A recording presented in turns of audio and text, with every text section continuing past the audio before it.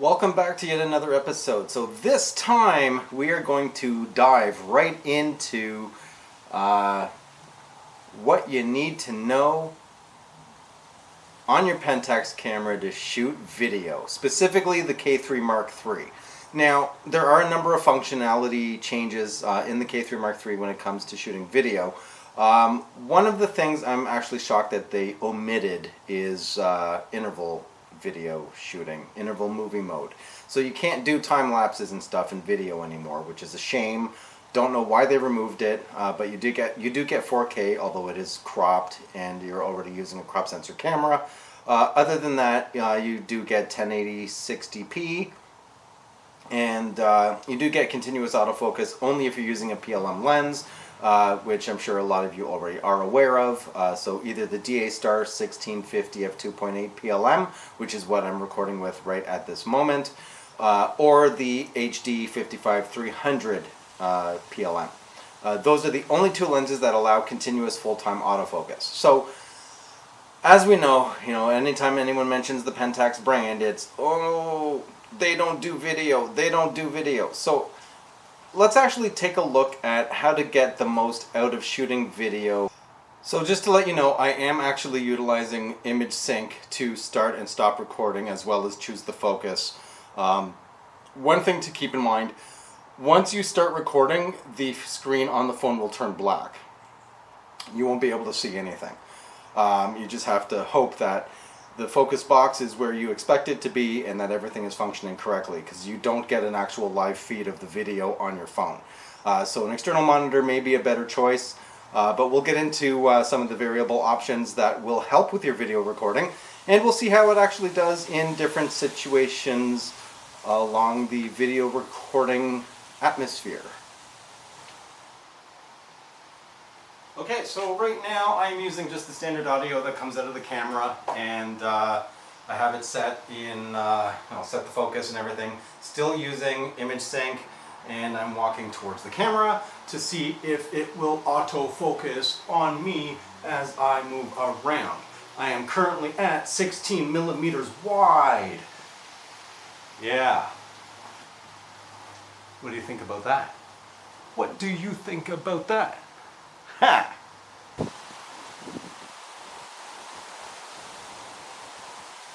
Super busy background with me walking up. I am now front lit. Front lit. Yeah, that's right. I'm front lit right now, and this is how it's coming down. This is how it's going down in the throw down all around town, because you know that I'm not messing around.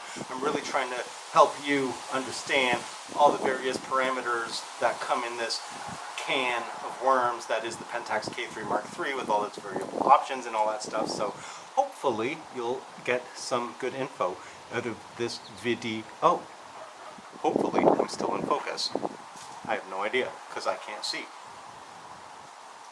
I can't even see on image sync. It's terrible.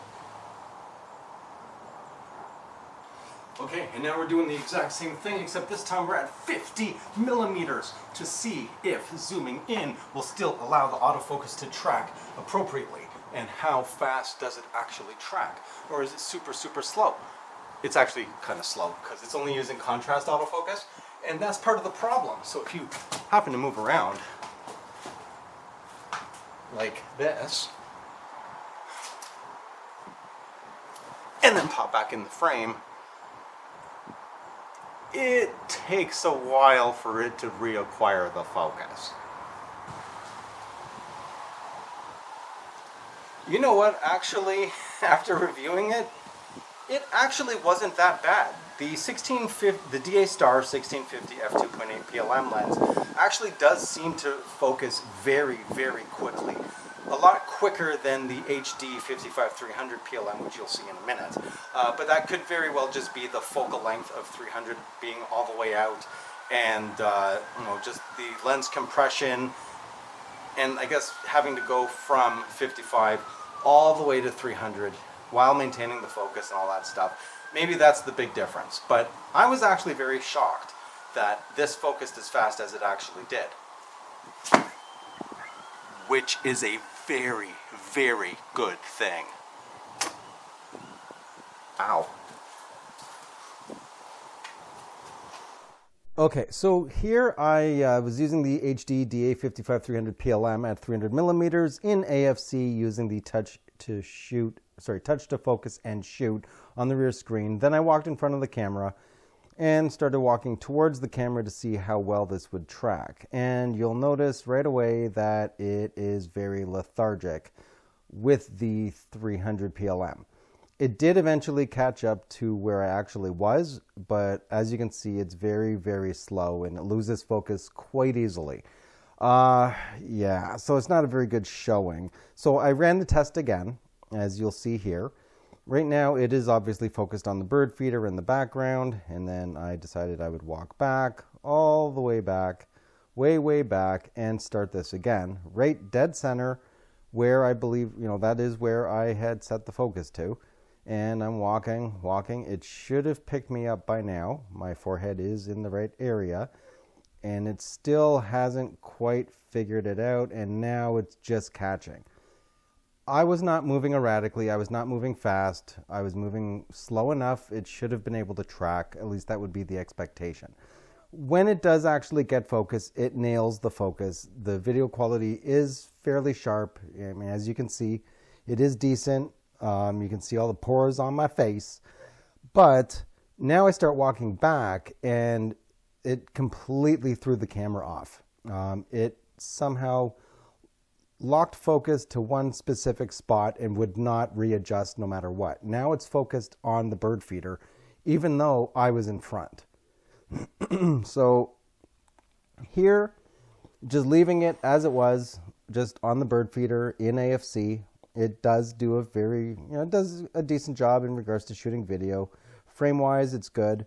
But I wanted to test something more. So I actually went out by a beach and a pier right by the water where there is some birds just to see if I could actually capture something live in regards to what I would normally be shooting in the stills mode, just to see if this actually would be somewhat decent.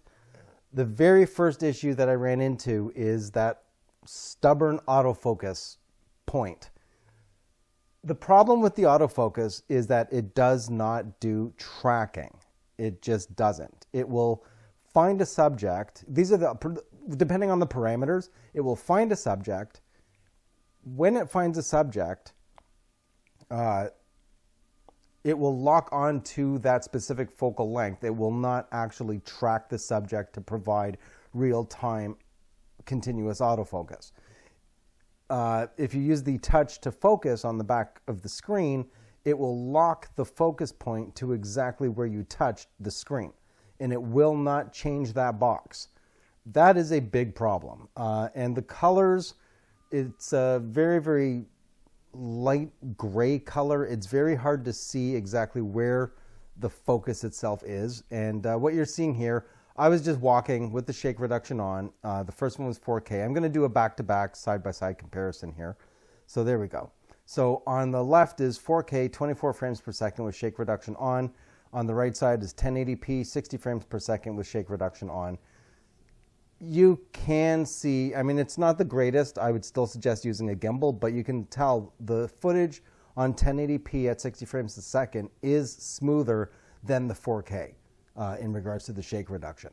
And the other thing that I noticed too is with the shake reduction on, I did all of these handheld. With the shake reduction on, if you look at the corners as I'm moving the camera around, you'll notice that there is vignetting. I was shooting at 16 millimeters for some of these, and you'll see that there is some vignetting in the corners just from where the tilting of the sensor is actually placing it. So it actually is cutting off the very, very edges along the DA Star 1650 f2.8 PLM. It is catching some vignetting in regards to how far it's actually pushing the sensor. So it is doing a decent job of trying to do the mechanical stabilization.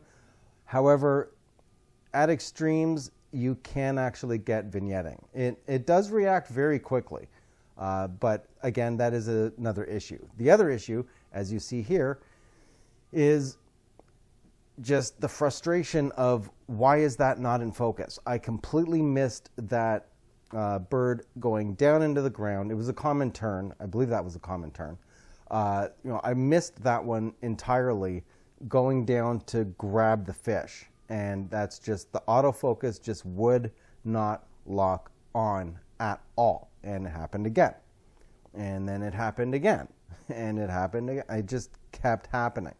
So I tried one more time, and I got lucky right here.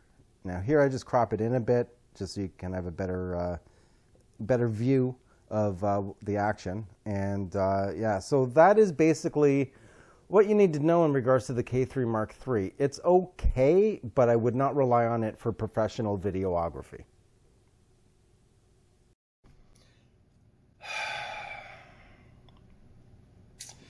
You know, I wish I could have given a much better look at the video. However, that was the reality of how the video functioning actually works with the K3 Mark III. The footage itself is usable. It is high quality. It is very good. The autofocus, especially continuous autofocus, if you're moving around, it is not very reliable. I don't get why it's like that. Because when you put it into live view, it will track a face, no problem. I mean, you can see it following around in real time before you even take a photo. It follows it live. It just does not do that in video for some very strange reason. And I tried zone, touch to focus. It didn't matter what I did. It was very, very, very hit and miss. The other thing I noticed too is when one of the gulls or the terns were flying up towards the clouds, focus would be lost immediately because they're gray and white, right? Yeah, even though there was contrast there and there's a depth difference, without having phase detect, autofocus, pixel sensors, whatever, on the sensor itself, this is always going to be an issue. Yeah, I wish I had better news, but there you have it. That's the reality of it all. If you like the video, leave a like. If you have not already, please do subscribe. Always helps out. And if you want to support the channel, that information is down at the bottom of the description. Why I'm speaking like this, I don't know. I think I should go. If you have any questions or comments, leave them down below. You'll see me on my next video. I'm out.